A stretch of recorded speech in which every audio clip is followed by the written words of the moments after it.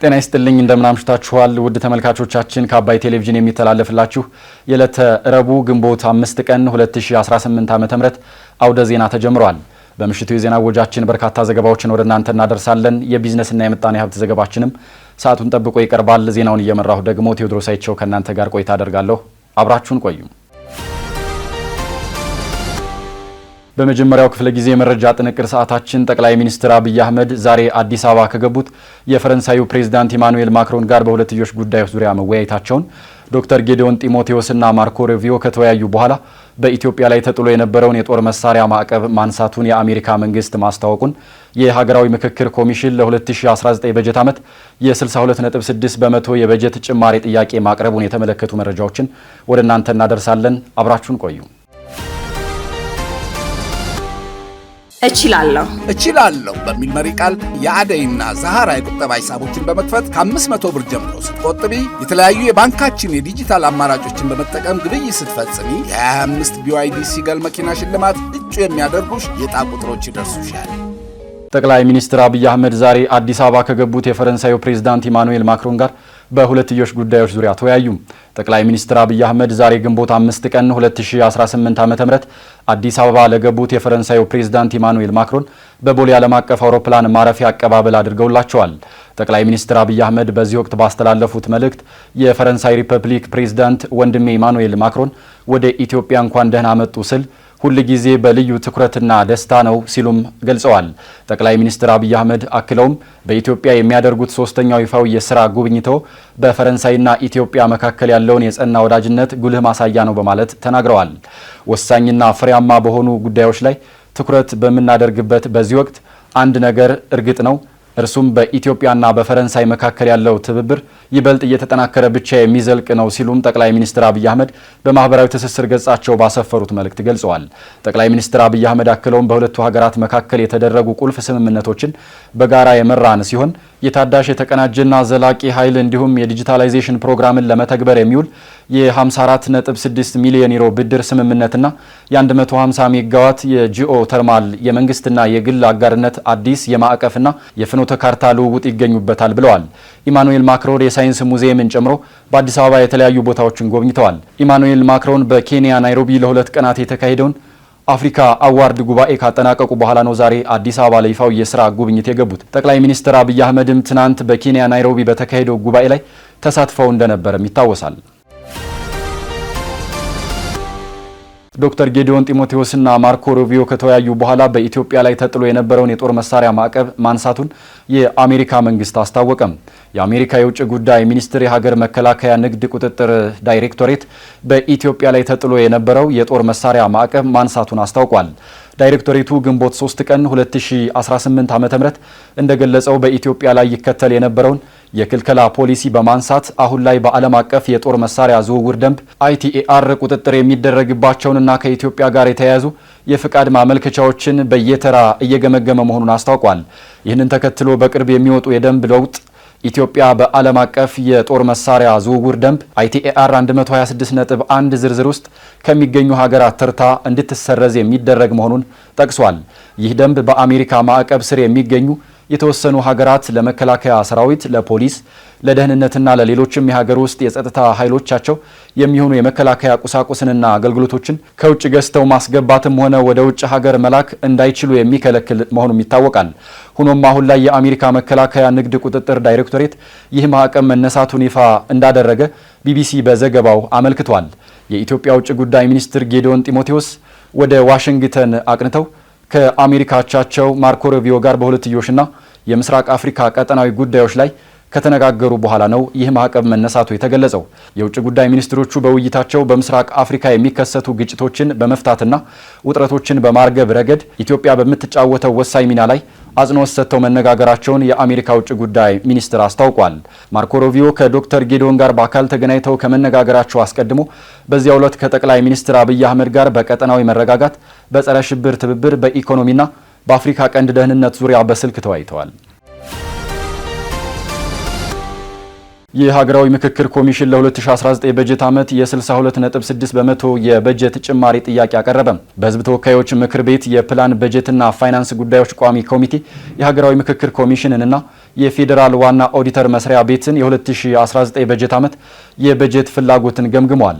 የሀገራዊ ምክክር ኮሚሽን ለ2019 በጀት ዓመት የ62.6 በመቶ የበጀት ጭማሪ ጥያቄ ያቀረበ ሲሆን የበጀት እቅዱም የቋሚ ሰራተኛ ደሞዝ፣ ለውይይት ተሳታፊዎች የሚወጣ የትራንስፖርትና ልዩ ልዩ አገልግሎቶችን ታሳቢ ያደረገ መሆኑም ተገልጿል። የቋሚ ኮሚቴው ሰብሳቢ አቶ ደሳለኝ ወዳጄ ተቋሙ በቀጣይ እያንዳንዱ ወጪ በቁጥር የተደገፈና ግልጽ በሆነ መልኩ እንዲያቀርብ አቅጣጫ ሰጥተዋል። የቋሚ ኮሚቴው ምክትል ሰብሳቢ ዶክተር አብርሃም አለማየሁ በበኩላቸው መንግስት የምክክር ሂደቱን ለማሳካት የሚያደርገውን ድጋፍ አጠናክሮ እንደሚቀጥል ገልጸው የበጀት እቅዱ ወጪ ቆጣቢ በሆነ መንገድ መዘጋጀቱን አድንቀዋል። ሆኖም እንደ አካል ጉዳተኞች ያሉ ልዩ ትኩረት የሚሹ የህብረተሰብ ክፍሎችን ተሳትፎ የተመለከተ ወጪዎች በቁጥር ተደግፈው ቢቀርቡ ለግልጽነት የተሻለ እንደሆነም ጠቁመዋል። የኮሚሽኑ ኮሚሽነር አምባሳደር ማሙድ ድሪድ በሰጡት ማብራሪያ ባለፉት በጀት ዓመት በአንዳንድ አካባቢዎች የነበሩ የጸጥታ ሁኔታዎች ለመስክ ስራዎች አለመመቸት የበጀት አጠቃቀምና አፈጻጸም ዝቅተኛ እንዲሆን ምክንያት ሆኗል ብለዋል። ይሁን እንጂ ከተባበሩት መንግስታት ድርጅትና ከሌሎች ዓለም አቀፍ አጋሮች የሚገኘው ድጋፍ ለታለመለት ዓላማ እየዋለ መሆኑን ጠቁመዋል። በሌላ በኩል ቋሚ ኮሚቴው የፌዴራል ዋና ኦዲተር መስሪያ ቤትን የስራ እቅድ የገመገመ ሲሆን የበጀት ዓመቱና የቀረበው ማብራሪያ ግልጽ ቢሆንም የ2019 በጀት ከባለፈው ዓመት ጋር ሲነጻጸር ሰፊ ልዩነት ያለው በመሆኑ እያንዳንዱ የስራ ዘርፍ በዝርዝር ታይቶ እንዲወጣ ማሳሰቢያ ተሰጥቷል። በተለይም የካፒታል ፕሮጀክቶች የሚጠናቀቁበት የጊዜ ሰሌዳ ተለይቶ እንዲቀርብና የሪፎርም ስራዎች ካላቸው አስፈላጊነት አንጻር በዝርዝር ተሰርተው እንዲቀርቡ አቅጣጫ መቀመጡን ከህዝብ ተወካዮች ምክር ቤት ያገኘነው መረጃም ያመላክታል። የተወደዳችሁ ተመልካቾቻችን እየተከታተላችሁ ያላችሁት ከአባይ ቴሌቪዥን የአውደ ዜና የመረጃ ጥንቅር ሰዓታችን አሁንም ቀጥሏል።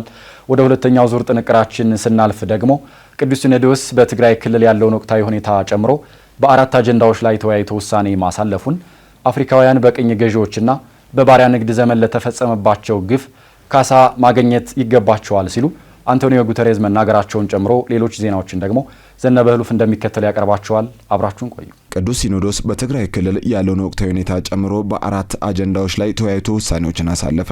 የ2018 ዓመተ ምህረት እርክበ ካህናት የቅዱስ ሲኖዶስ ምልአተ ጉባኤ ትናንት ግንቦት 4 በአምስተኛ ቀን ስብሰባው በትግራይ ክልል ያለውን ወቅታዊ ሁኔታ ጨምሮ በአራት አጀንዳዎች ላይ ተወያይቶ ውሳኔዎችን ማሳለፉን የቅዱስ ሲኖዶስ ጽሕፈት ቤት በመግለጫው አሳውቋል። ጉባኤው የቤተ ክርስቲያን አንድነት የተመለከቱ አጀንዳዎችን ጨምሮ የ2019 ዓመተ ምህረት የመንበረ ፓትርያርክ ዓመታዊ የበጀት እቅድን አጽድቋል። ቅዱስ ሲኖዶስ በቋሚነት የተመለከተው ዋልድባ አብረንታት ገዳምን ይወቁ በሚል ርዕስ የተዘጋጀውን መጽሐፍ አስመልክቶ በሊቃውንት ጉባኤ ተመርምሮ ለቋሚ ሲኖዶስ ቀርቦ የነበረው መጽሐፍ ለምልአተ ጉባኤ እንዲቀርብ በተወሰነው መሰረት ቃለ ጉባኤውና የሊቃውንቱ ጥናት ለምልአተ ጉባኤው በንባብ መቅረቡ ተገልጿል። በዚህም ዋልድባ አብረንታት ገዳምን ይወቁ በሚል ርዕስ የተዘጋጀው መጽሐፍ ድንግል ማርያምን ከሰማይ እንደወረደች አስመስሎ ኃይል አራማዊት የሚሉ አስተምህሮችን ማካተትን ጨምሮ ከቤተ ክርስቲያን አስተምህሮ ውጪ በመሆኑ በሊቃውንት ጉባኤ ተመርምሮ መጽሐፉ እንዲወገዝ ሲል ያቀረበውን ሐሳብ ጉባኤው አድምጦ የመጽሐፉ ስርጭት በየትኛውም አህጉረ ስብከት እንዳይሰራጭ እንዲደረግ ቅዱስ ሲኖዶስ ወስኗል።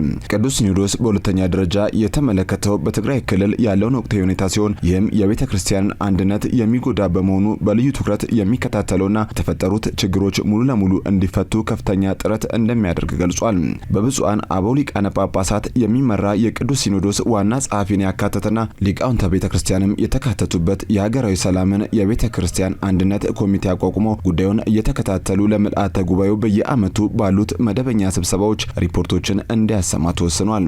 በመጨረሻም ጉባኤው በኢትዮጵያ ኦርቶዶክስ ተዋሕዶ ቤተክርስቲያን መንበረ ፓትርያርክ ጠቅላይ ቤተ ክህነት ጽሕፈት ቤት ለ2019 ዓመተ ምህረት በጀት ዓመት 7 ቢሊዮን 101 ሚሊዮን 18660 ብር አድርጎ አጽድቋል። በባህር ዳር ከተማ 780 ለሚሆኑ ማህበራት የመኖሪያ ቤት ቦታ ሊሰጥ መሆኑን የከተማ አስተዳደሩ አስታወቀ። የባህር ዳር ከተማ አስተዳደር ተቀዳሚ ምክትል ከንቲባ ጎሹ እንዳለማው ቀደም ሲል የመኖሪያ ቤት መስሪያ ቦታ ለማግኘት ከተመዘገቡ 894 ማህበሮች መካከል 780 ለሚሆኑት በዛሬው ዕለት ዕውቅና መሰጠቱን ተናግረዋል።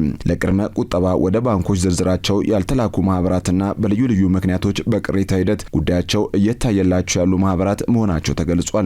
በቅርብ ጊዜ ውስጥም ዕውቅና እንደሚያገኙ ተናግረዋል። ከዚህ በፊት በነበረ የቦታ ፈላጊዎች ማደራጀት ስራ መጓተቶች ነበሩ ያሉት ተቀዳሚ ምክትል ከንቲባው ከተማዋ ይህን የተጓተተ አሰራር በመቅረፍ በዚህ ዙር ደግሞ በ2017 ዓመተ ምህረት የመኖሪያ ቤት መስሪያ ቦታ ለማግኘት ተመዝግበው ሲጠባበቁ የነበሩ ቦታ ፈላጊዎችን 1 ዓመት ባልሞላ ጊዜ ውስጥ የቦታ ተጠቃሚ ለማድረግ እየተሰራ መሆኑን አስገንዝበዋል።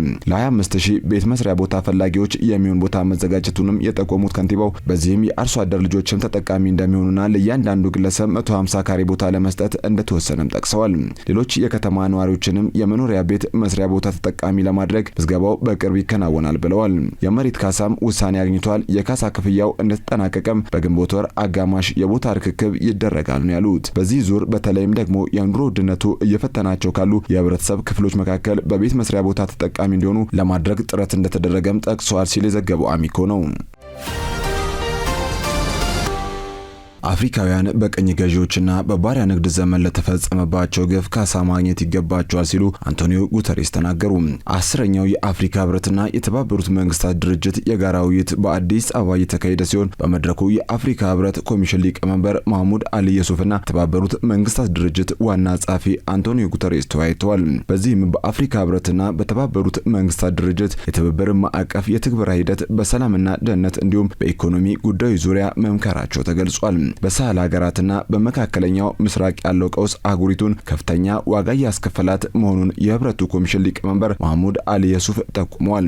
በሰላም በደህንነትና በሌሎች ዘርፎች የህብረቱንና የድርጅቱን ግንኙነት በማሳደግ ለጋራ ጥቅም በትኩረት እንደሚሰሩ ሊቀመንበሩ ገልጸዋል። የተባበሩት መንግስታት ድርጅት ዋና ጸሐፊ አንቶኒዮ ጉተሬስ በበኩላቸው አፍሪካ ለመንግስታቱ ድርጅት ስትራቴጂካዊ አጋር በመሆኗ ህብረቱ የያዛቸው ግቦች እንዲሳኩ ድጋፍ ማድረጉን እንደሚቀጥል አስታውቀዋል። ዋና ጸሐፊው አክለውም አፍሪካውያን በቅኝ ገዢዎችና በባሪያ ንግድ ዘመን ለተፈጸመባቸው ግፍ ካሳ ማግኘት እንዳለባቸው ገልጸዋል። የቅኝ ግዛት ኢኮኖሚ የአፍሪካን እድገት ለማረጋገጥ የታለመ አልነበረም ያሉት አንቶኒዮ ጉተሬስ ይልቁንም አፍሪካንና የአፍሪካን ኢኮኖሚ ለቅኝ ገዢዎች ጥቅም ለማዋል የታቀደ ነበር፣ ይህም ፈጽሞ መረሳት የለበትም ሲሉ ተናግረዋል። የተባበሩት መንግስታት ድርጅት ዋና ጸሐፊ አንቶኒዮ ጉተሬስ የተባበሩት መንግስታት ድርጅት የተመሰረተበትን 80ኛ ዓመት ክብረ በዓል ዝግጅት ላይ ለመታደም ትናንት ምሽት አዲስ አበባ መግባታቸው ይታወቃል። የተባበሩት መንግስታት ድርጅት እንደ አውሮፓውያን አቆጣጠር በ1945 ሲመሰረት ኢትዮጵያ ቻርተሩን ከፈረሙ 51 ቀዳሚ መስራች ሀገራት መካከል አንዷ የነበረች ሲሆን ይህም ላለፉት 80 ዓመታት ጠንካራ አህጉራዊና ዓለም አቀፋዊ ይዘት ኖሮት እስካሁን ቀጥሏል። በዝርዝሩ ወደ ያዝነው መረጃ ስናልፍ ደግሞ ቤጂንግ ያቀኑት ዶናልድ ትራምፕ ከኢራን ጋር የገቡትን ጦርነት ለማስቆም የቻይና እርዳታ እንደሚያስፈልጋቸው ተናገሩ። ከቻይናቻቸው ጋር ለመወያየት ወደ ቤጂንግ ያመሩት የአሜሪካው ፕሬዝዳንት ዶናልድ ትራምፕ በኢራን ያለውን ጦርነት ለማስቆም ቴህራን በሆርሙዝ ወሽመጥ ላይ ያላትን ቁጥጥር ለማላላት የቻይና እርዳታ እንደሚያስፈልጋት ተናግረዋል። ጣሊያን በበኩሏ በኢራንና በአሜሪካ መካከል ቋሚ የተኩስ አቁም ስምምነት ላይ የሚደረስ ከሆነ 2 የጦር መርከቦችን ወደ ሆርሙዝ ወሽመጥ እንደምትልክ አሳውቃለች። መርከቦቹን ባህር ላይ የተጠመዱ ፈንጂዎችን በማሰስ የሚያመክኑ መሆኑ ተገልጿል። ዝርዝሩን ዙሩፋይል ሀብታሙ እንደሚከተል ያቀርበዋል። አብራችሁን ቆዩ። ወደ ቤጂንግ ያቀኑት ፕሬዝዳንት ትራምፕ ከኢራን ጋር የገቡበትን ጦርነት ለማቆም የቻይና እርዳታ እንደማያስፈልጋቸው ተናገሩ።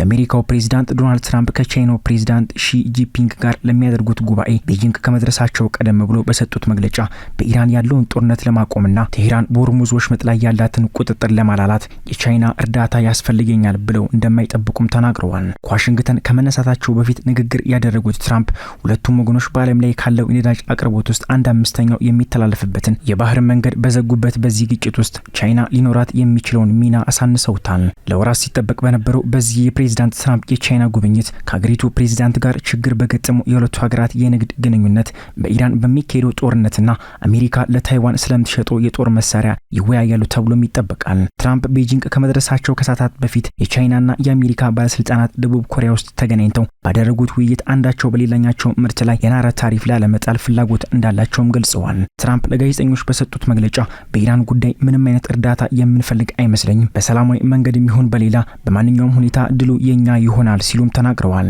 ኢራን ከቀጠናው ነዳጅና የተፈጥሮ ጋዝን ለማጓጓዝ ከኢራቅና ከፓኪስታን ጋር ስምምነቶችን በመፈራረም በሆርሙዝ ላይ ያላትን ቁጥጥር ይበልጥ ያጠናከረች መስላለች። የኢራን ባለስልጣናት ይህ ቁጥጥር እንደ ረጅም ጊዜ ስትራቴጂካዊ ግብ እንደሚመለከቱት ፍንጭም ሰጥተዋል። የአገሪቱ ጦር ኃይል ቃል አቀባይ እንደገለጹት የውሃ መንገዱን መቆጣጠር ከኢራን የነዳጅ ገቢ በጥፍ የሚበልጥ ገቢ ሊያስገኝ ከመቻሉም በላይ የአገሪቱን የውጭ ፖሊሲ ተጽዕኖ የማሳረፍ አቅም ያጠናክራል ሲሉ መናገራቸውን ሮይተርስ ዘግቦታል። ኢንሳ የተባለው የዜና ወኪል የቃል አቀባዩን ንግግር ጠቅሶ እንደዘገበው ይህ ጦርነት ካበቃ በኋላ ወደ ኋላ የሚባልበት ምንም አይነት እድል አይኖርም ብለዋል። የተኩስ አቁም ስምምነቱ በስራ ላይ ከዋለ ከአንድ ወር በላይ ቢቆጠርም ጦርነቱን ለማቆም የቀረቡት የአሜሪካና የኢራን ጥያቄዎችም አሁንም በከፍተኛ ሁኔታ እንደተራራቁም ናቸው።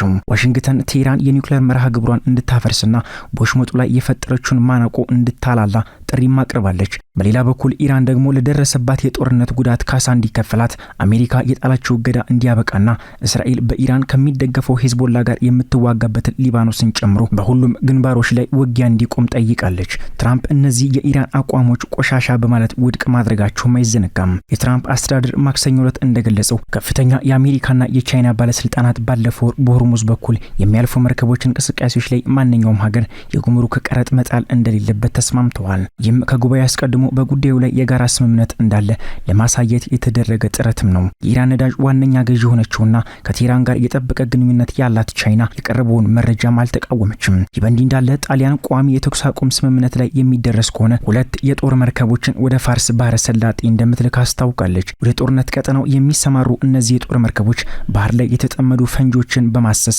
የሚያመክኑ ናቸውም ተብሏል። የመከላከያ ሚኒስትሩ በጣሊያን ምክር ቤት ባደረጉት ንግግር ወደ ሆርሙዝ ወሽመጥ መርከቦች የሚላኩት የህዝብ እንደራሴዎች ፍቃድ ከሰጡ ብቻ ነው ሲሉም ገልጸውታል። ይህ የሚሆነው አሁን ባለው የተኩስ አቁም ስምምነት መሰረት ሳይሆን ሰላምን የሚያሰፍን ዘላቂ አስተማማኝና እውነተኛ የተኩስ አቁም ስምምነት ላይ ሲደረስ ነው ብለዋል። ከባህር በታች ፈንጂዎች አነፍንፎ የሚያመክኑት መርከቦች ወደ ቀጠናው ለመድረስ ሳምንታት እንደሚወስድባቸው ገልጸው አሁን ላይ ጣሊያን መርከቦቹን በሜዲትራኒያን ባህርና ቀይ ባህር አቅራቢያ ለማሰማራት እያሰናዳች መሆኑንም አመላክተዋል። የአባይ ቴሌቪዥን የምሽት ዘገባዎች እንደቀጠሉ ናቸው። ውድ ተመልካቾቻችን አሁን ደግሞ የቢዝነስና ምጣኔ ሀብት ጉዳዮች ወደ እናንተ የሚቀርቡበት ሰዓት ላይ ደርሰናል። መረጃዎቹን ደግሞ ራቢያ ከድር እንደሚከተለው ታቀርባቸዋለች። በድጋሚ አብራችሁን ቆዩ።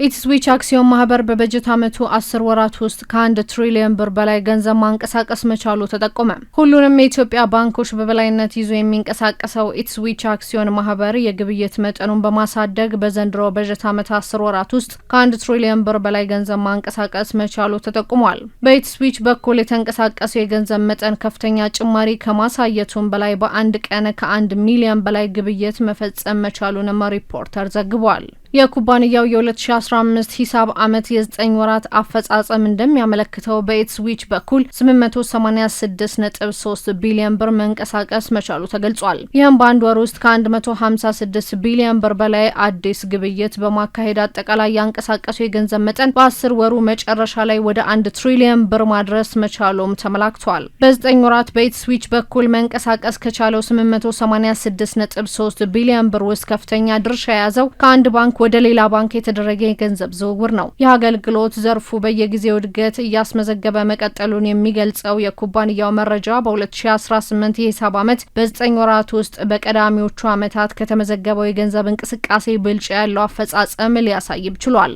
በዚህ የገንዘብ ዝውውር አገልግሎት በ9 ወራት ውስጥ ብቻ 165.6 ሚሊዮን ግብይቶች ተካሂደው ከ735.4 ቢሊዮን ብር በላይ ገንዘብ ማንቀሳቀስ መቻሉም ተመላክቷል። ይህም ከአንድ ባንክ ወደ ሌላ ባንክ የሚደረግ የገንዘብ እንቅስቃሴዎች በከፍተኛ ደረጃ ማደግ አንዱ ምክንያት ኢትስዊች የተቀላቀሉ ባንኮችና ሌሎች ተቋማት መጨመር እንደሆነም ተጠቅሷል።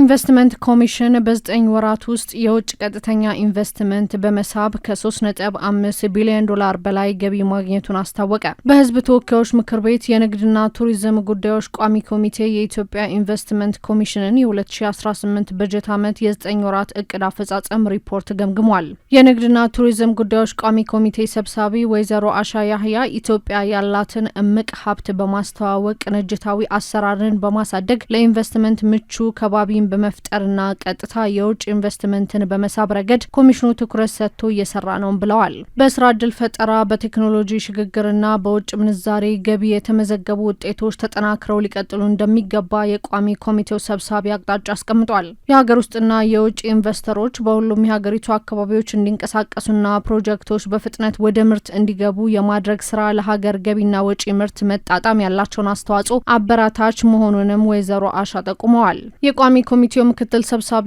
አቶ ዮሐንስ መስፍን በበኩላቸው በልዩ ኢኮኖሚ ዞኖች ያሉ ፋብሪካዎች በቴክኖሎጂና በፋይናንስ በመደገፍ ምርቶች በጥራት በአይነትና በብዛት እንዲመረቱ ተኪ ምርቶች ተወዳዳሪ እንዲሆኑ በምርምር በመታገዝ የተቀናጀ ሎጂስቲክ እንዲኖር ቅንጅታዊ ስራዎችን የበለጠ ተጠናክረው ሊቀጥሉ እንደሚገባም አሳስበዋል። የኢትዮጵያ ኢንቨስትመንት ኮሚሽን ዋና ኮሚሽነር ዶክተር ዘለቀ ተመስገን ኮሚሽኑ ለስራ ማነቆ የሆኑ አዋጆችን በማሻሻል አሰራርን የሚያሳልጡ አዳዲስ አዋጆችን በምክር ቤቱ በማጽደቅ ምቹና ተገማች የኢንቨስትመንት ከባቢን መፍጠር እንደተቻለም አብራርተዋል። በ9 ወራት ውስጥ የውጭ ቀጥተኛ ኢንቨስትመንትን በመሳብ 3.521 ቢሊዮን ዶላር ገቢ ያስገኘ ሲሆን የእቅዱን 99 በመቶ ማሳካት እንደተቻለም ተገልጿል። ፈረንሳይ ከአፍሪካ አህጉር ጋር ያለውን ግንኙነት በአዲስ መልክ ለመቅረጽ ያለመ የ27 ቢሊዮን ዶላር የኢንቨስትመንት እቅድ ይፋ አደረገች። የፈረንሳዩ ፕሬዚዳንት ኢማኑኤል ማክሮን በኬንያ ናይሮቢ በተካሄደ አፍሪካ ፎርዋርድ ጉባኤ ላይ ከአፍሪካ አህጉር ጋር ያለውን ግንኙነት በአዲስ መልክ ለመቀየር ያለመ የ23 ቢሊዮን ዩሮ ወይም 27 ቢሊዮን ዶላር የኢንቨስትመንት እቅድ ይፋ አድርገዋል። ፕሬዚዳንት ማክሮን በመግለጫቸው ከጠቅላላ የገንዘብ ጥቅል ውስጥ 14 ቢሊዮን ዩሮ የሚሆነው ከፈረንሳይ ኩባንያ እንደሚመነጭና ቀሪው 9 ቢሊዮን ዩሮ ደግሞ ከአፍሪካ ኩባንያዎች የሚጠበቅ መሆኑንም አስታውቀዋል።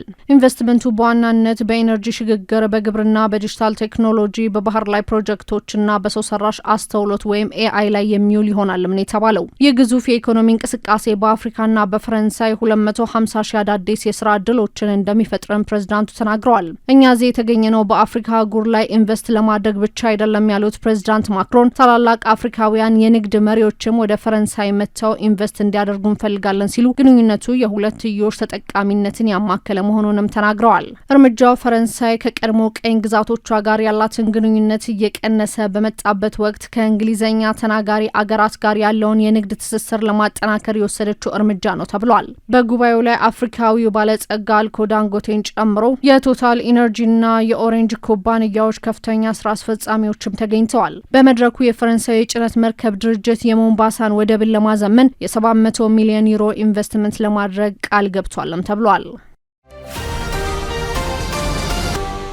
ስትከታተሉት የነበረው የዕለተ ረቡዕ ግንቦት 5 ቀን 2018 ዓ.ም ከአባይ ቴሌቪዥን ወደ ዜና የመረጃ ጥንቅር ሰዓታችን ይህንን ይመስል ነበር። አብራችሁን ስለነበራችሁ ከልብ እናመሰግናለን። በያላችሁበት መልካም ምሽት።